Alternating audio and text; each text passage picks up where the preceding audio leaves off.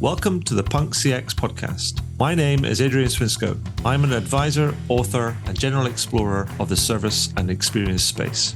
My guests tend to have just released some interesting research. They run a company that has some interesting tech in the service and experience space. They are part of an organization that is doing some cool stuff, or they run their own business doing interesting things for both their customers and or their employees. That's enough from me. Let's get into the interview.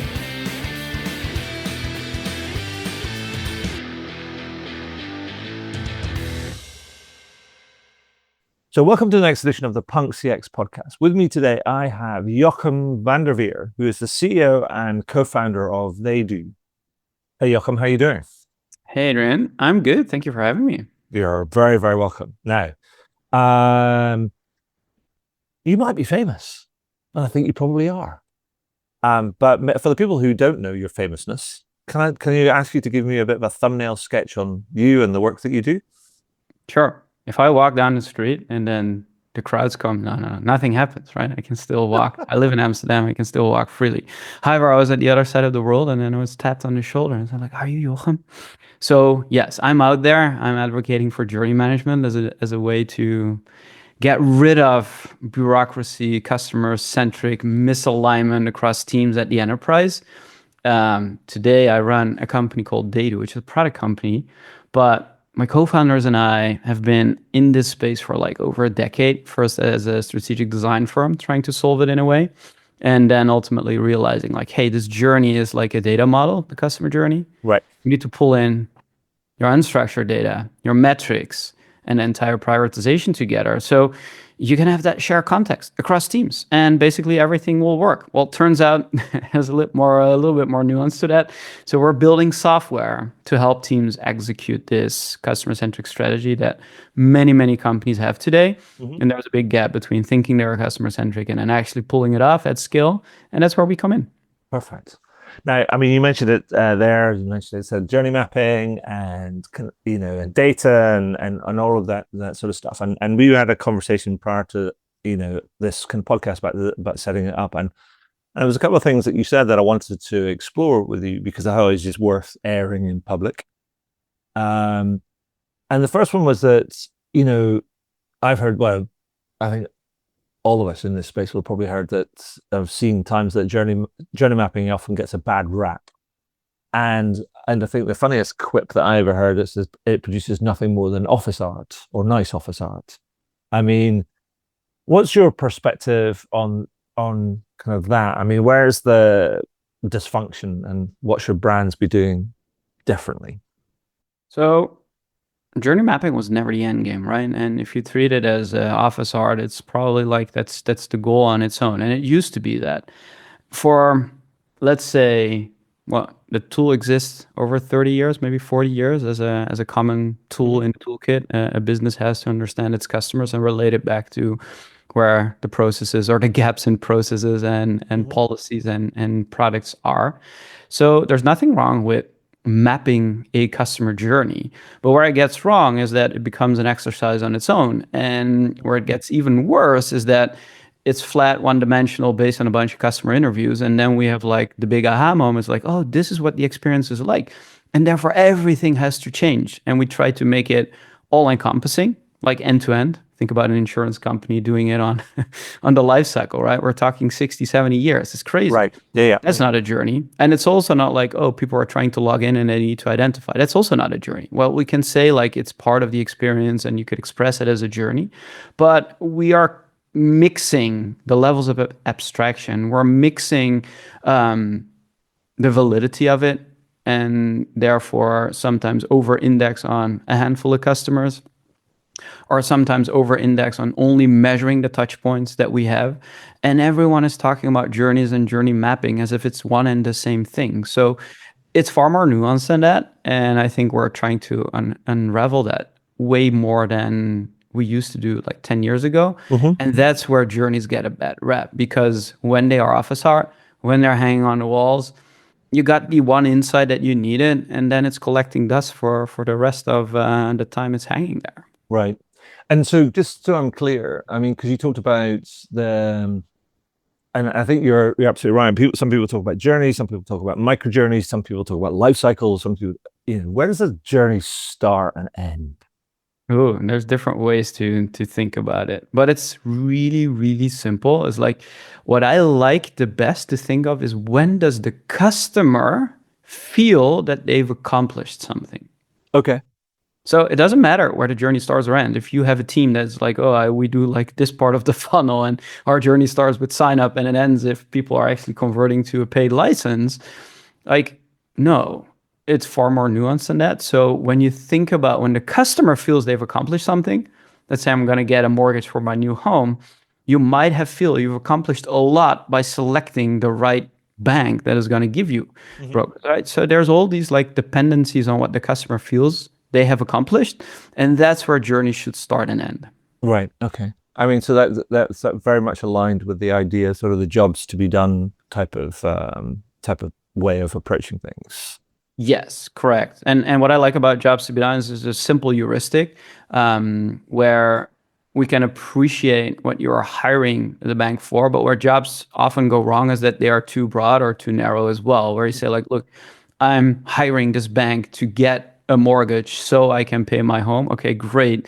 But then you break down the journey and you realize like we're talking months and there's all these different interactions and there's all these different teams that are needed to work in unison to make sure that you actually choose us as a bank. Mhm. And then we're helping you to execute that mortgage in the smooth and efficient way. And you get what you want ultimately. So the job might be big, but there's all these like little moments of accomplishments, which you could Mhm. express in journeys and understand like how are people doing that? What is the data we're having? What are the needs and what are the pain points that we should be solving for? It's good that you mentioned kind of data there because that's the second thing I wanted to ask you about because obviously when Journey Maps got this a lot of the bad rap because they were just office art and they weren't connected to sort of decision making and they weren't connected in if you like in real time or digitally often to the actual data, customer data, what they enterprise data, whatever it might be. And so many organizations right now are going, oh, we need to be closer to our data so we can make data-driven decisions. But you also told me previously that you did a piece of research and you found that even though there's all this kind of overriding rhetoric around, well, yes, we need to be data-driven decision-making organizations, that about 41% of leaders rarely involve other departments in data-driven decisions. And I mean, that's really, I mean, that's alarming, but it's also aligned with other research that I've heard and I've written about, which come out of McKinsey, which says like something like 60% or over 60% of CEOs say they lean into customer feedback to help them make decisions and stuff. And yet only 15% of them actually admit to have hadn't spoken to customers or actually can review customer feedback in the near past. So I mean, what's going on? I mean, obviously, apart from the you know people just throwing out rhetoric and not getting out of their own way. I mean, what's going on here? What should people be doing differently in order to kind of tie that kind of the real time data and insight with the actual the the customer jobs and the journey mapping and stuff to actually help us make better decisions that are backed by data. So there's two things going on. One is more trendy around AI, which I get to in a sec. But I think that the most fundamental problem that is underlying this is that businesses are organized in functions, in silos, and in business units. So they're organized vertically, and there's nothing wrong with that. And when people say like, "Oh, we got to break the silos," like I always sniffle, and I was like, no, the silos have a purpose. They're here to scale the business, to have a foundation, to actually like give people responsibility and accountability. Mm-hmm. But it also gives the business a problem to design for, which is that each of these silos have KPIs, and basically leadership in those silos are optimizing for those local KPIs. Mm-hmm. And that's the problem because if you have something that you want to improve, and then you have a belief that you have an idea on how to improve it, why do you need someone else? Okay.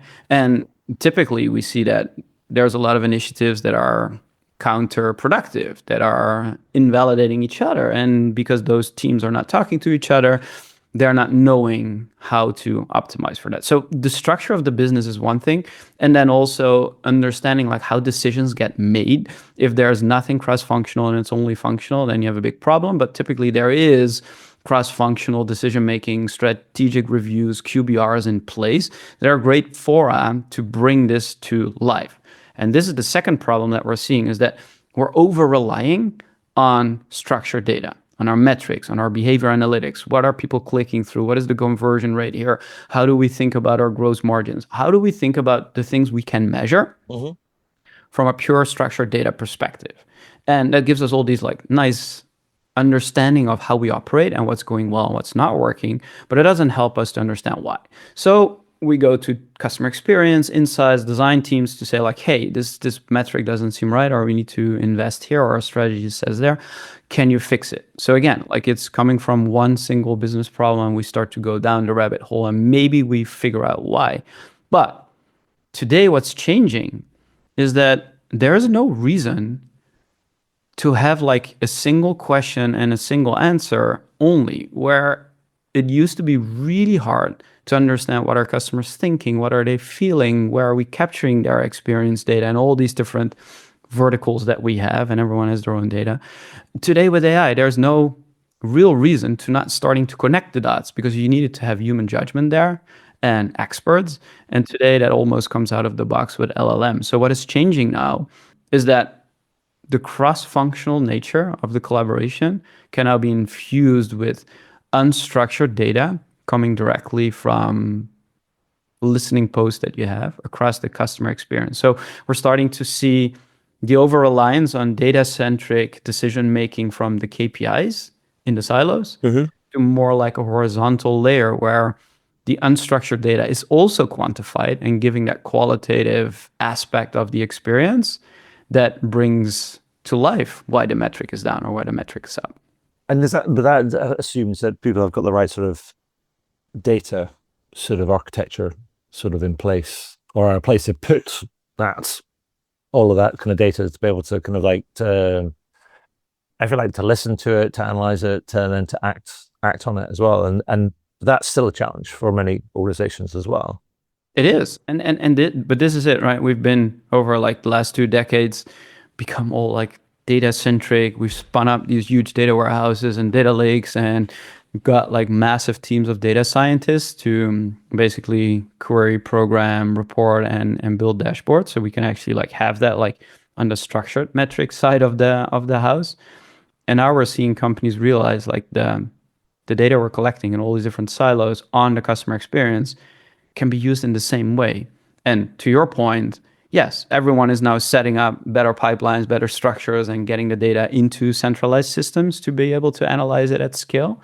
And because of AI, there's a bigger need of doing that. But this is actually a trend that's playing out in real time right now. But is there also a risk? And something else you alluded to when we spoke is, and it's something I've heard other people talk about, is that oftentimes there's so much data that people are a bit like, whoa, and feeling slightly overwhelmed by the whole sort of thing. I mean, is that kind of real? And if so, the data overwhelm's not going away, right? It's not as if we're producing less data. If anything, it's like we're producing more and more kind of like data. You know, that we're becoming increasingly more sophisticated in being able to tap into all these different sort of like signals, and from all sorts of different kind of places and all different kind of parts of the business, and also kind of parts of the journey. And so, and because people are going like, oh, signal, all these different signals, but all these signals are creating noise, ironically. So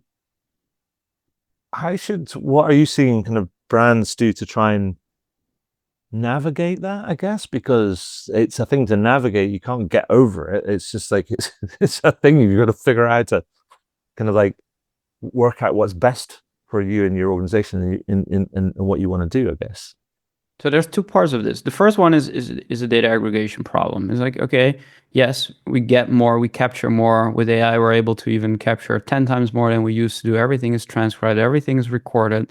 So the first thing you want to do is get a strategy for data aggregation in place, especially on the pieces that are new now and are coming in at large volumes. Okay, so but that's not necessarily the problem. It's a matter of like getting a right structure in place and doing it. But then to your point, like you're sitting on that data and then it isn't really actionable. Mm-hmm. And this is where I think a lot of businesses go wrong is they try to like find the signals. And let's say you have, I don't know, 100,000 call recordings from the last month of your customer support.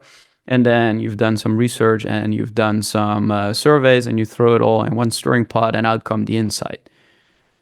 What is the context of that? Maybe for the customer, these are the biggest pain points. Okay, great. But how does that tie into the business? Like, where do we play as a company? Where do we want to win? What's our strategy? What are our goals? Like, how are we different than anyone else in our space? So, when you don't have that context, like an insight is worth nothing. You can only quantify a customer pain point, but it might be that your business is not even in a place to solve for that. So, contextualizing that in the context of saying, hey, here's where we focus on as a business. Here's what we care about. What is the need that we have? And then bringing that same perspective to what your customer needs and then bringing that into the same context is how to filter for that data. But Yeah. it falls in sense with having the data in the first place, and that starts with an aggregation strategy. And I do think the thing that you also need to put like I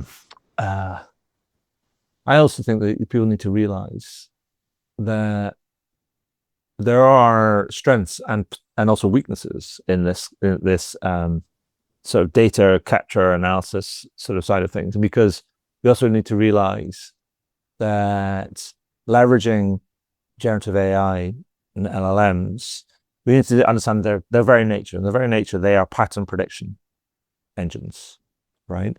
And so what they won't do, they'll help you spot patterns, but they won't do is they won't help you spot the needle in the haystack or the diamond in the rough. Pick your idiom, right? And I think that's the thing. I mean, to your point, it's a bit like when you get all these different things and you see, well, the pain points, all the major stuff. But if you want that thing, that little bit of insight that's going, that's absolutely gold, that's not the thing. They're not the thing necessarily to kind of help you kind of do that. And it's like, we need to realize that this is, they're not the panacea, as it were. They're not going to kind of like solve all your kind of problems. They'll help you and pick up all these kind of patterns and point in the right direction of what, how to fix them and what kind of customers are saying and so on and so forth. But they're not going to give you the key to the city, right? And I think that's when we walk into this stuff, I think people need to realize what they're good for and what they're not good for. Do you think that, because this is on my mind all the time, is that we're looking for the needle in a haystack to have like this insight that changes everything, right? But if you're in a highly regulated business, like a financial institution, like chances that you're going to find the next thing that will set your business apart and grow it 10x, it's almost impossible. And what we tend to forget is that there's so much friction in the customer experience because we've built a legacy systems and disconnected teams and have been doing this for ages, centuries even maybe. There's all these problems that we are like overstepping. And I think that is actually a good thing that today we can be clear on where the biggest problems actually are rather than say, oh, let's zoom in here because we believe there is a problem here and let's fix it there. No. What LLMs are helping us to do is say like, no, we can actually analyze the entire, let's say, customer experience or the life cycle customers are having with us and quantify all these different frictions that we have and have a better strategy of like improving the foundation that we're even building from. And that is not something that we should overstep. And it's the promise that journey maps always had. It's like, okay, we're going to help you uncover that. But the problem was always like it's based on limited data set, small number of interviews, and maybe a small number of survey responses. So it's like not trusted because the business operates on the KPIs that are based on millions of data points every month. So there's a gap there. And I think this is actually, to your point, what LLMs are great at is understanding, labeling, tagging, grouping, clustering, Right. helping us see the patterns. And then today we still need human judgment in the context of the business to make a decision.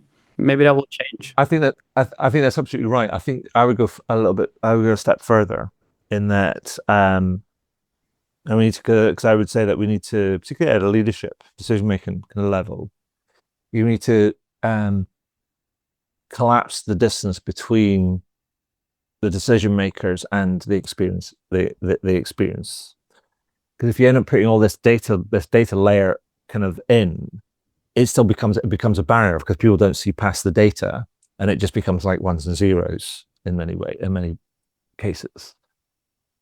And I would like to see more people getting out and actually having that kind of visceral understanding of what's actually going on.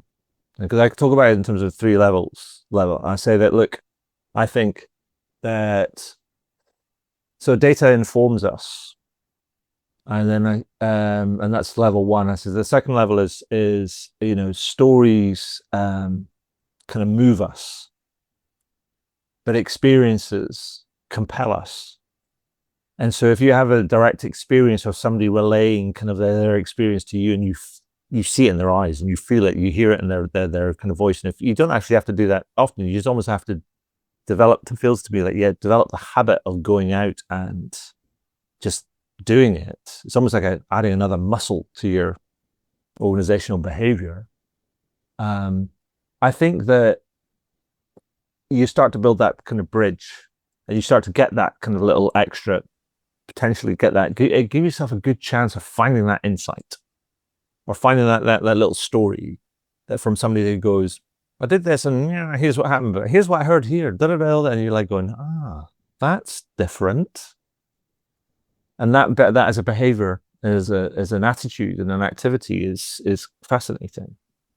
And it's like, it reminds me of a story that somebody told me from say the sort of Jochem Shipchandler was the CFO of Twilio up until about 18 months ago, or about a year ago. And the CEO at the time stepped down, and Shipchandler stepped into the CEO's chair. Now, normally when CFOs take over the CEO's chair, people go like, right, hard numbers, cost cutting, blah, blah, blah, et cetera, et cetera. I mean, because that's the stereotypical kind of response. But what Jochem Shipchandler kind of said when he got in the chair, he was like, right, let's go find out what's going on. And he said, right, fine, we're just going to go out and we're going to be on the road and we're going to go and talk to all our customers. So we're going to talk about, not all our customers, we're going to talk to customers and customers and customers at all sorts of different levels, find out what's going on. And people were like, going, wow, that's crazy. But what it did do is it opened up crazily enough, it gave people the permission, in his team and people below him, to go out and keep doing the same. And so they ended up just kind of, everybody's talking to customers all of the time. Now, a year on from him taking over the chair, I mean, Twilio's had its kind of share of problems in the past, but that the recent annual results, their firm grew 10% year on year since he took the chair. Now, is that causally related? Who knows? Is there a correlation there? Maybe. But guess what? They did this thing and then this happened. You're like going, And I think my central point is like getting leaders and decision makers closer to the to a management system, like getting them closer to the gemba, as it were. The place where the actual value kind of like is created, has happened, I think is a strategy that's not going to do you any wrong. No, I agree. And this is, I think, like most of your listeners will agree. And it's really hard to do in practice because we've been like in the early stage of a company, we're super customer centric. Everything falls in stance with the customer. And then we grow, we need processes and systems because the business is scaling, and we forget about the customer. And then we're big and we're realizing, okay, we need to go back to first principles and we need to be close to the customer again. So this is like almost like the cycle of a business. But I think to your point, there's one thing different today, is that not only should we get leaders to walk in their customer shoes, but are doing direct one-on-one conversations in situ, meeting customers in their homes, in their businesses, wherever they are. but also get that more structurally. That's one piece of it, which is getting it to leadership. So when we have strategic decisions to make, they're customer informed. Okay. But then the other part is that we need to also invest in structures to close the gap between people building for the customer, whether it's features, Yeah. people changing policies for the customer, people implementing new campaigns for the customer, whatever it is that the delivery teams are doing, from the moment that data is collected. And they're typically collected in different teams in different parts of the world and different parts of the experience. So getting that gap closer and closer and closer, because there's so much miscommunication and so much like loss in translation, and the bigger the business gets, the bigger it is. So following through like the whole like decision path, if you will, from like insight, from data to insight to actually like execute it work, I think that's the real unlock for these companies to do it. And then that starts with the culture by setting it and having leaders like directly go and meet customers all day and every day as they can. Absolutely. I think I 100% agree with that. And I think that what's fascinating thing is that, and it's the thing, the thing that's frustrating is that the hardest thing to change is ourselves. It's easy, it's easy to change a piece of technology. It's easy to change a relatively easy to change a kind of process, or a policy or whatever it might be. But actually, behaviorally, for us to kind of do something kind of different and to get better at communicating with each other or collaborating with each other or thinking about something else and getting other people involved, that might give us a slightly different sort of dimension to that. That's always going to be hard, but that's always the thing that gets missed in many of these many of these programs, is like going, oh, we can do this, we can do that, we do that, we do that, and then they forget about the people. What about the people? I mean, not the customers, but like our people. Like, how are we going to change that? And that's oftentimes where we go, oh, there's a pothole. We stumble because it just gets hard. It does. But the cool thing is today is it's also easier than ever, right? Even if I look at my own company, like I try to meet 15 to 20 customers a month. It's a lot because, it's almost like every day you have to meet one. Yeah. But I also ask my sales team, like, get me the best discovery calls from this week. Like, what are people struggling with? Ask my post sales team, like, hey, give me some of the calls from the good and the bad calls that you had with our customers. Like, let me listen to them.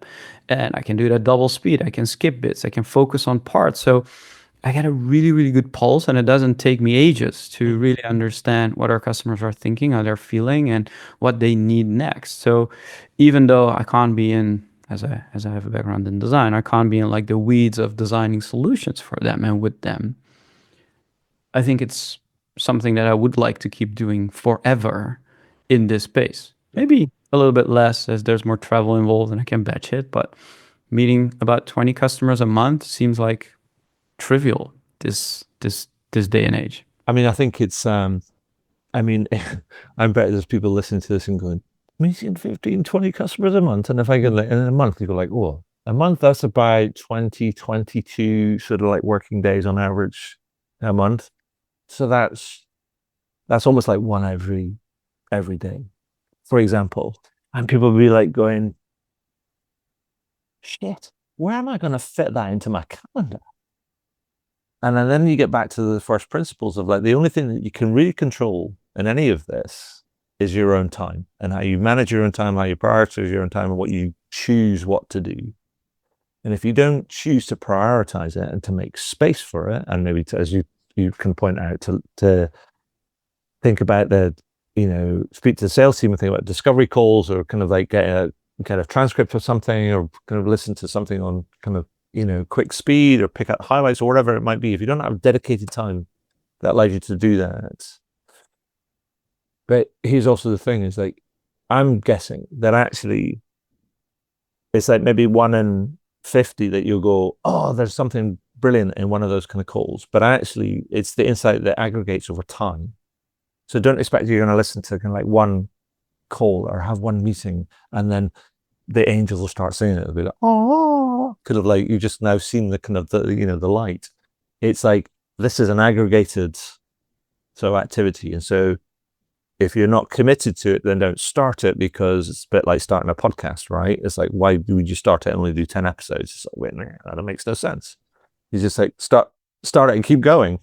There's this you have recency bias. So if you start doing this and you've never done it before, and you talk to two customers and they say something that is surprising to you, like that is twinkling in your mind like front Hmm. and center. So every next meeting you have, that will be running there, and it can lead you to fantastic, but probably worse outcomes because there were just like one customer saying something that you thought was like good for all customers to, yeah. So what you're saying is correct. Like you need to build that muscle, you need to do it over time, and then you start to listen to the things that actually matter, and you'll pick up on the things that are truly like those tiny variations that you want to understand versus like the broad strokes, like, oh, our customers are pissed off by this big thing, and all of a sudden it becomes your mantra in every meeting, which is not doing your company a favor. No, because everyone's like going, oh, here and here and here and here, and that's like going, no, that's very knee jerk. It's not very not very strategic at Yeah, all. exactly. Um, so Joachim, tell me a bit about, if you can tell me a bit about, say, somebody that you've worked with, and how this all kind of comes to life, and wants to bring this to, into life, and because a lot of the time it's like sometimes people listen to it and go like, oh, that sounds brilliant, or thinking about all those things, that's really interesting, but like, what does it mean in practice? You know. So I'll give an example, which is nice from a re. No, I won't say where it is from. I'll ask you the question if you know the answer. Like, I'm not Okay. offended if you don't. But like, let's say, what does moving homes and not being able to afford groceries when you're in the shop trying to pay for them have in common? What is moving and not being able to pay for groceries?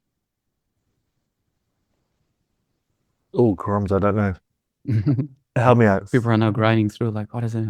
So turns out, like, if you're in retail banking, you'll know, because what happens is that most retail banks today have like this wonderful service that if you have like debit card, credit card, whatever, it expires at some point, proactively they're going to send you a new one. You're going to Right. keep your PIN code, and they're going to like the old one is like expired at some point. Okay, great service.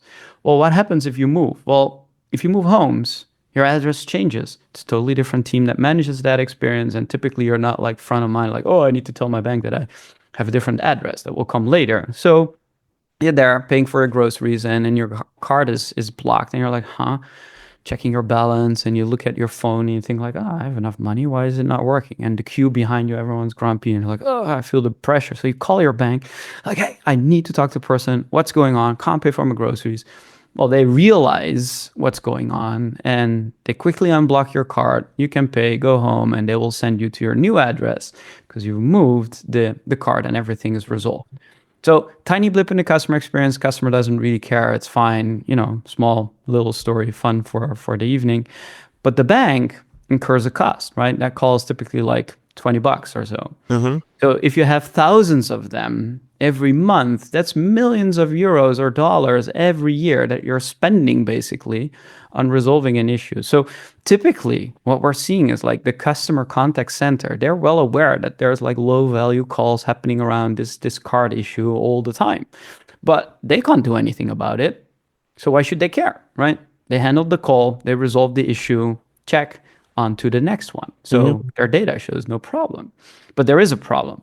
So when the bank figured this out, they were starting to look into, hey, okay, let's take the debit card lifecycle and let's look at all the different problems that we are actually finding based on the data that we have, based on the data that we're collecting.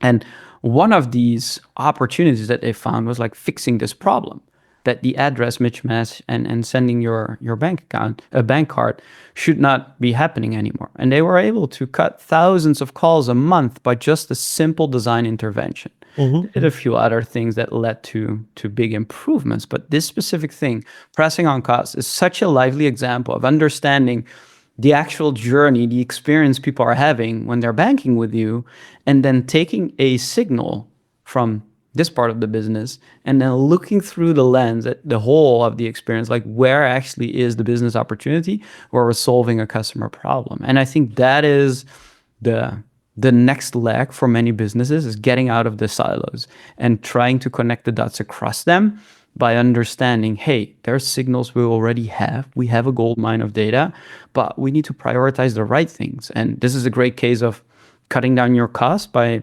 interventions in the customer experience that are great for the customer and great for your business.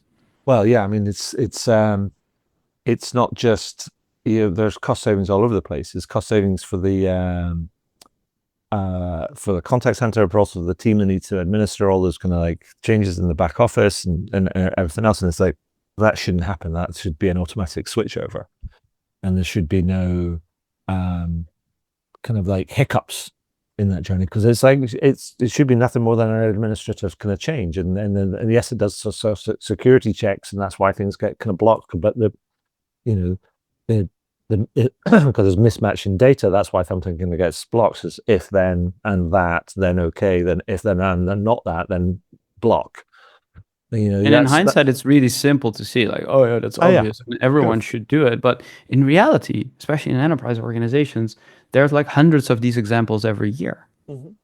If you just look at the cost side, and the same for like lost revenue on like all the sales inefficiencies of like, oh, we acquired the customer, but then a whole other team needs to onboard them and a whole other team needs to service them. And there's all these miscommunications in the handoff. There's all these opportunities that we are roughly aware of, not doing anything about it. But if we start to connect the dots, it becomes like a very, very clear problem to solve with a really simple revenue uptick in mind for that, and the customer benefits.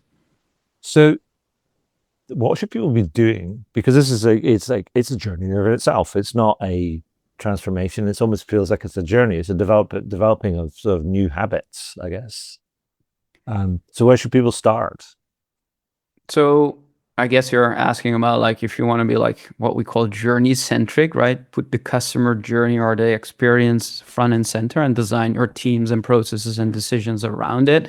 Like, yeah, that's a big thing, right? If you want to do that end to end as an enterprise, you're probably looking at a transformation. But what I found the best companies do, the most successful companies do, is they don't treat it as a big transformation. They just say, hey, where's the pressing business problems right now? Like on the operations side, on the cost side, on the revenue side, like what's pressing right now? What's our strategy this year? What are our goals the next few quarters? Okay, great. Let's take that as a starting point. So assuming that we have the data, but we're not connecting the dots, what do we need to connect? But then more importantly, and this is the missing thing that businesses are not doing, is like the data connection piece, I think everyone gets now and everyone is doing, but it's the decision making around it. So what are we doing today? How are we making our decisions? And say we're going to connect the dots across these different sources of data. We're going to connect the dots across teams. That will lead to new insight. That will lead to opportunities that we believe we should tackle next. But what is our process for, one, prioritizing, and two, once it's prioritized, actually acting? Who's going to build? Who's going to change? Who's going to implement? And if those ingredients are not there, then we're going to get great insight and we're going to get a new way of reporting, which is fantastic because it's more connected, but it's still giving you insights that are not acted on. Mm-hmm. So the first thing business need to do is understand where's the pressing problem right now in line with our strategy. When we get the right data to make a decision, are we able to do it and are we able to act? And if those things are in place, well, you can start and build this groundswell, and then the data starts to flow, and then we have like more journeys, more knowledge across teams, and that's like creating critical momentum to build on. And it's a way better approach than say, oh, we're going all in on journey centricity, we're going to do massive transformation, because then we're like 2 years down the road, we get more clarity, but no action and no impact. So it makes me think about some organizations will go through that sort of like, problem or friction identification, and then they'll talk about prioritization, and normally the kind of a 2x2 matrix will come out, and it'll be like, okay, which ones are, from the least to the most impact, and therefore from the least to the kind of the most effort, and you kind of focus on the ones which are the most impact with the least effort. And I'm sort of wondering about whether that prioritization sort of matrix should look slightly different, because actually kind of the point you're making is like actually the thing that's the most important is not necessarily the prioritization and the choosing, is that actually the acting, and then learning about how to act and how to put something in place. And so maybe it's the kind of the thing is like, pick the thing that's just the easiest thing to do and just do that, because then you learn how to act. right? Pick the thing that's the least contentious to do. You go like, oh, we just need to walk down the hall and just flick that switch, and that's the thing. It's like, okay, for what's the process for deciding to do that? Because once we establish a way of working and a way of acting, then you can scale that up. And oftentimes people ignore this new, we need to establish a new habit, as it were, a new way of working. And that in itself is an exercise, particularly at enterprise kind of level, is like going, how do we act? How do we and how do we consistently and sustainably kind of like act? Yeah. What I found most useful in that, because you mentioned like this 2x2 matrix, right? And that's typically happening on the solution level, right? It's like impact, effort, and we look at a 2x2, or we have a RISE score, or we have like whatever is the solution scoring framework of your choice. Okay, great. But what we're skipping is that then we assume the solution is well defined and we can go to delivery. But I think what customers of ours are realizing is that we need to have another step in the process that is helping us to prioritize on outcomes, right? What is the business value? What is the customer value? What are the opportunities that we're prioritizing? And that's where, again, 2x2 is a wonderful device to get clarity on what matters. And you don't want to do that on effort impact. Maybe you want to do that on more like, what are the business drivers, right? If you're an insurance company, what is reducing claims volume and what's increasing our claims handling time? Okay, great. If those are inputs, then what matters for the customer? Ease of use. And so you get like a little bit more of a specific prioritization framework, but it happens on the opportunity level. What's in it for the customer? What's in it for the business? And then from there, and the solution prioritization is running, right? This is a well-oiled machine. If you have a PI planning, if you have whatever in place already, like this is running. But on top of that, on the same cadence, you're going to have like more of an opportunity prioritization discussion that leads into the next cycle where solution discovery is done and we are ready for something actually that is ready for delivery. So bringing those two together will help you in doing it. And then you're still needing to ask the other question, like, okay, when we have clarity, like, are we ready to act? Can we act? Will we act? And who will act and make a decision? Yeah, and how will we act? Exactly. Yeah, so, I mean, I just bring that sort of almost like the organic side to it, because it's often the side that we skip over, and we assume that that's kind of like clear and we're ready to do that, and oftentimes it's not.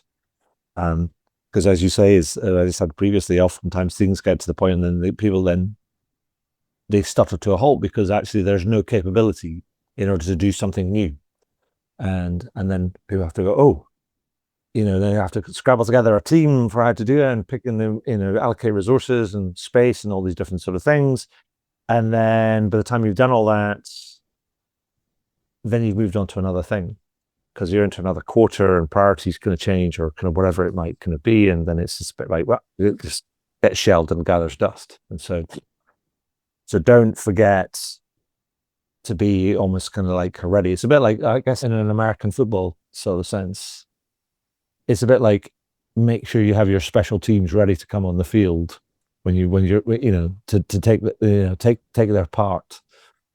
Because if you're not, then it's a bit like people are waiting for the special team to emerge, and then it's like nothing happens. So you're like, oh no.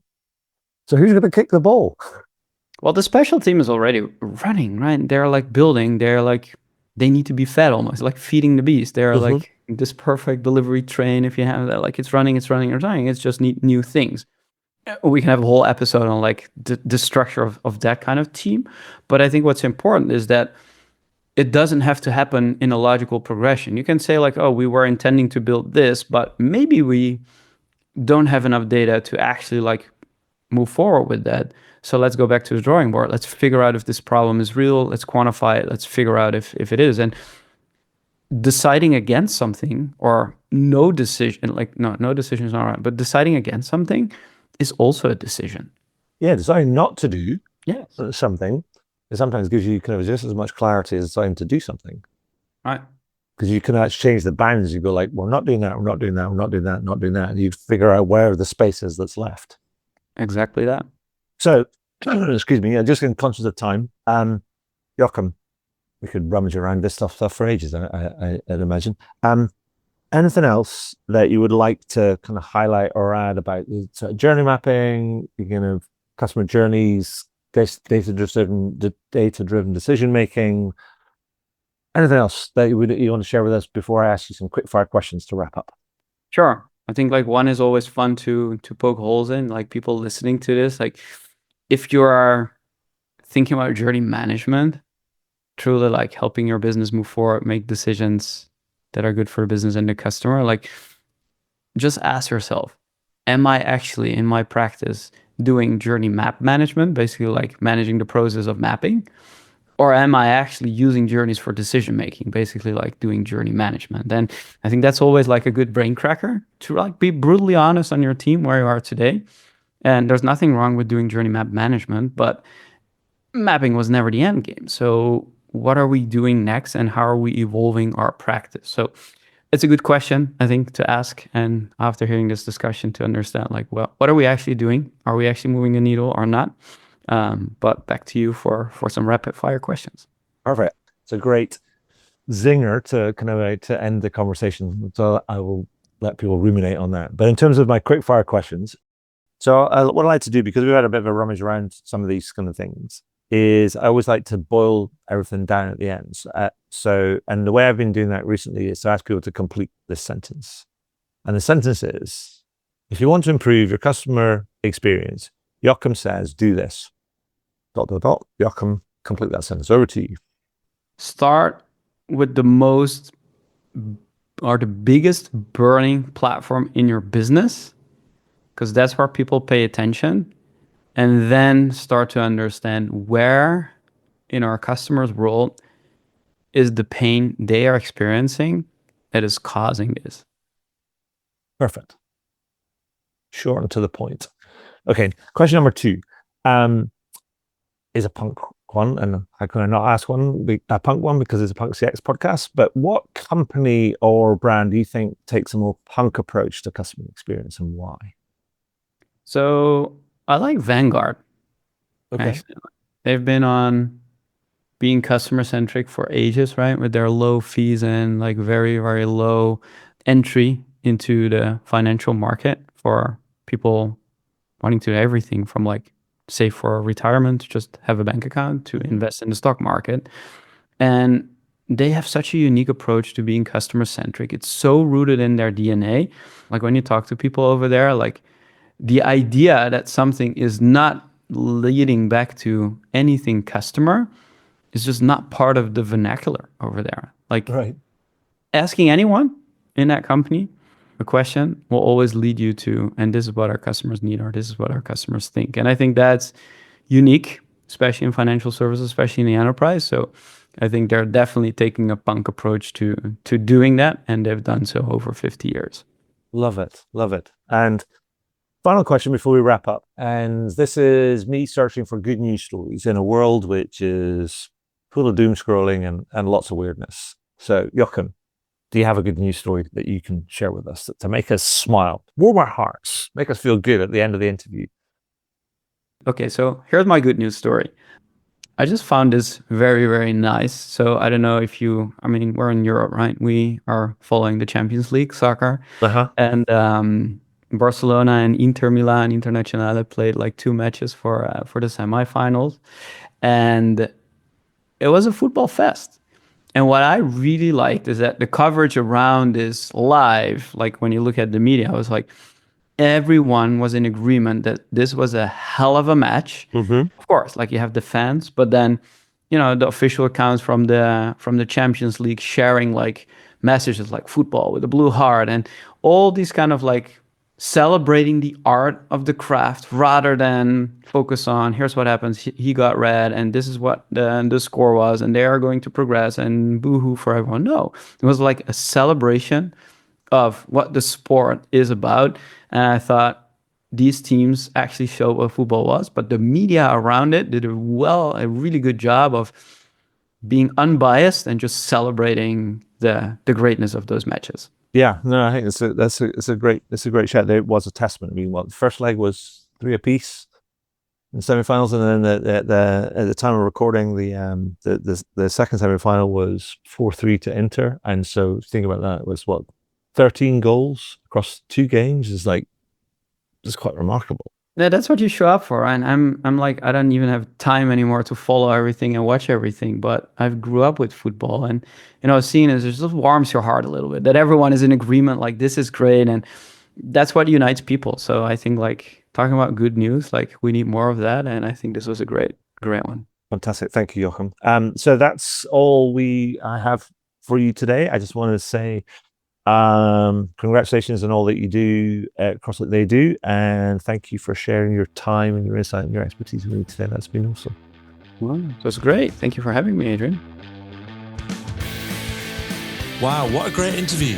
I hope you enjoyed it. I know I did. Find out more about me and the work that I do at adrianswinscoe.com. Do leave a review on your favorite podcast platform.